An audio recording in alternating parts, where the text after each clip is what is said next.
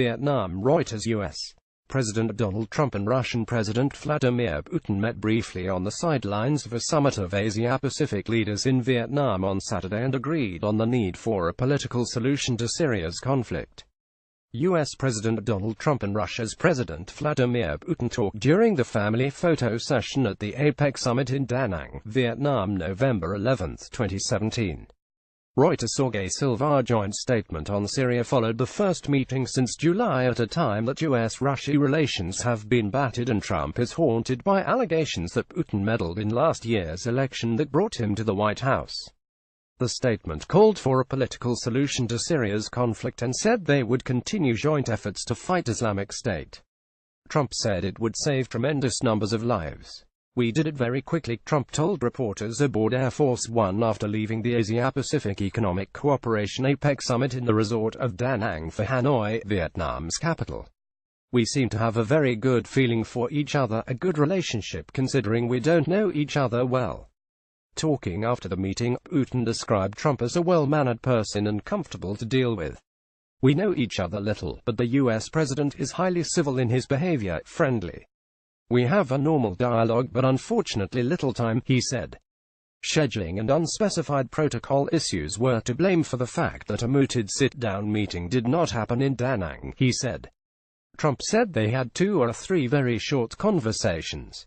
They were seen chatting amicably as they walked to the position where the traditional APEC Summit photo was being taken at a viewpoint looking over the South China Sea. Pictures from the APEC meeting also show Trump walking up to Putin as he sat at the summit table and patting him on the back. They also shook hands at the summit dinner on Friday evening. The Kremlin had sought a one-on-one meeting ahead of the summit. Although the White House had said no official meeting was planned, it had also said it was possible they would bump into each other. U.S. President Donald Trump and Russia's President Vladimir Putin talked during the family photo session at the APEC Summit in Danang, Vietnam, November 11, 2017. REUTERSJorge SilvaA after emphasizing last year on the campaign trail that it would be nice if the United States and Russia could work together on world problems. Trump has had limited contact with Putin since taking office. The sight of Trump sitting down with Putin in public also revives the issue of Russian meddling in last year's U.S. presidential election, which remains under investigation. U.S. President Donald Trump and Russia's President Vladimir Putin attend the family photo session at the APEC Summit in Danang, Vietnam, November 11, 2017.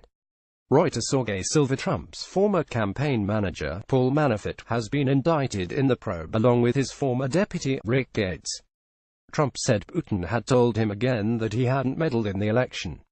"I really believe that when he tells me that, he means it," Trump said of the accusations. "I think he's very insulted by it, which is not a good thing for our country. It would be a great thing to have a good relationship with Russia," Trump said. "He could really help us in North Korea," Trump said. "If Russia helped us in addition to China, the problem would go away a lot faster." The Kremlin said the statement on Syria was coordinated by Russian Foreign Minister Sergei Lavrov and U.S. Secretary of State Rex Tillerson, especially for the meeting in Danang. With Islamic State having suffered losses in Syria and beyond, greater attention is turning to the broader conflict between President Bashar al-Assad's forces and rebel factions. They confirmed the commitment to Syria's sovereignty, independence and territorial integrity and called on all parties to the Syrian conflict to take an active part in the Geneva political process, it said. Additional reporting by Steve Holland in Danang and Maria Kislyova in Moscow, writing by Matthew Tostov and editing by Clarence Fernandez. Stephen Coates, Ross Russell. Standards to Thomson Reuters Trust Principles.